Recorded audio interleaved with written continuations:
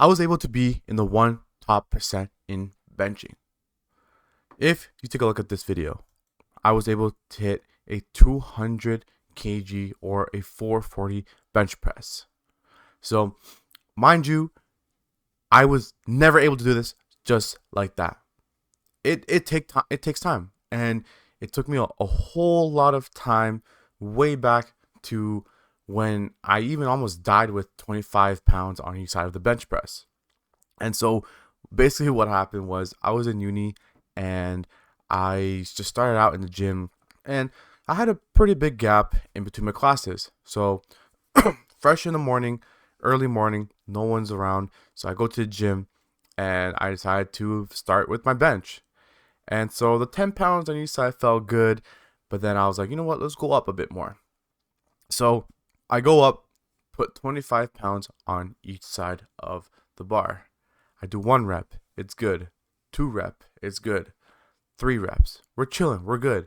But something after the 3rd rep, I couldn't come up. It's like I went down straight into my neck and it wouldn't come up. And because it was early in the morning, I didn't know who could help me.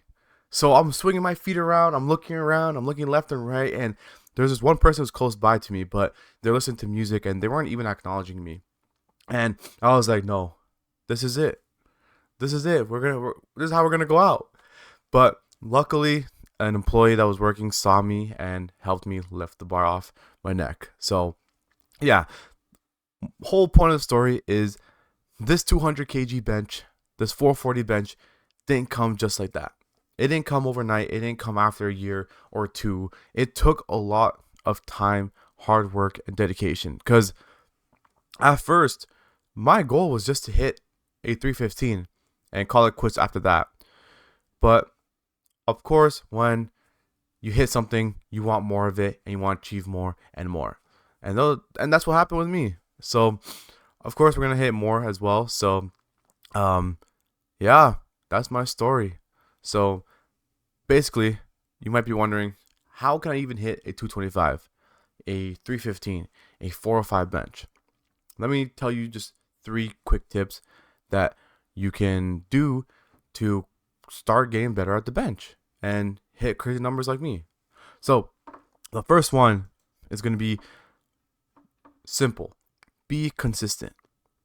You want to be consistent in benching, but also working out. You want to be consistent in your benching, your other exercises like your incline bench, your triceps, your shoulders, shoulder press, skull crushers. You want to be consistent in all of, honestly, your whole upper body exercises, your back, your chest, everything. Because honestly, as much as benching is a chest, tri, shoulder exercise, building a strong back is good too.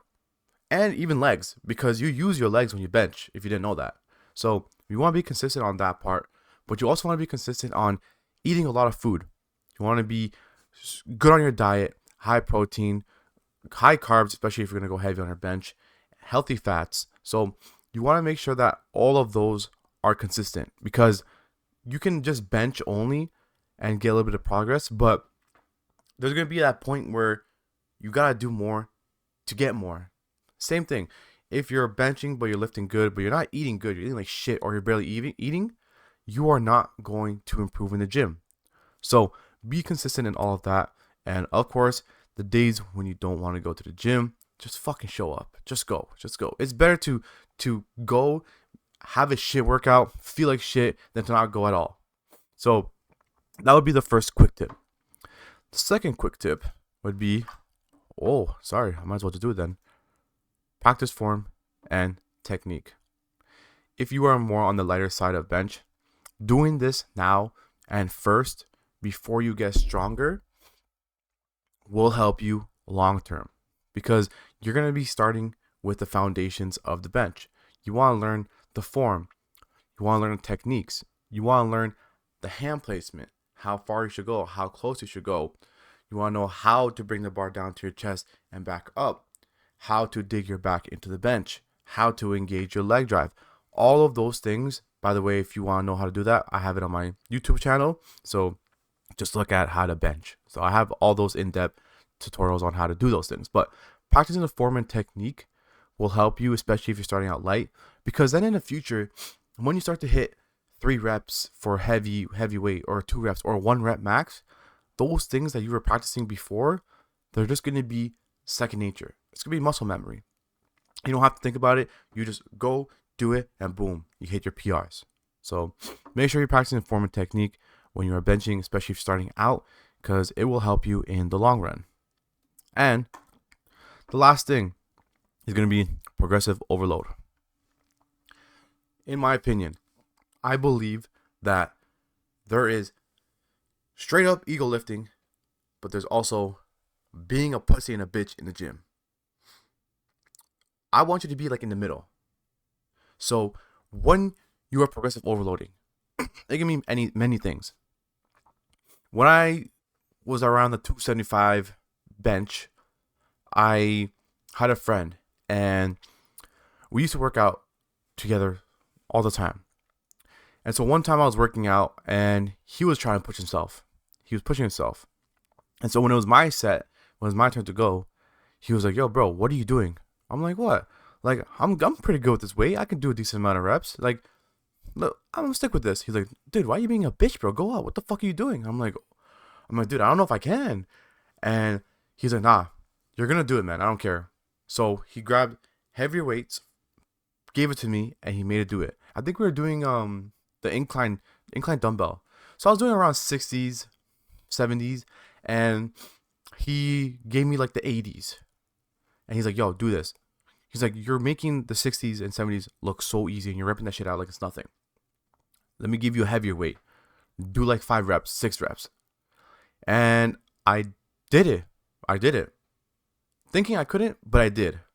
So this just shows that obviously he didn't choose a weight that I couldn't even bring up. I did it for 5-6 reps. But at the same time, I was still being conservative. I was playing it safe. But you have to progressive overload one way or another. Whether it's a little bit more weight the next session, the next week, the next 2 weeks, whether it's doing an extra rep or 2, whether it's doing an extra set, anything that is going to make your body be like, "What the fuck is this?" When you give your body the uncomfortable weights and you stick to it and you build up from it, those uncomfortable weights are not going to be uncomfortable anymore. Your body's going to get used to it. Then all you got to do is rinse and repeat. You get used to a weight, you go up. Once you go up, you get used to that weight, you go up. So you see, like, you're building up slowly. For a bench, you're trying to go to a 225 to a 275. Get comfortable with 225.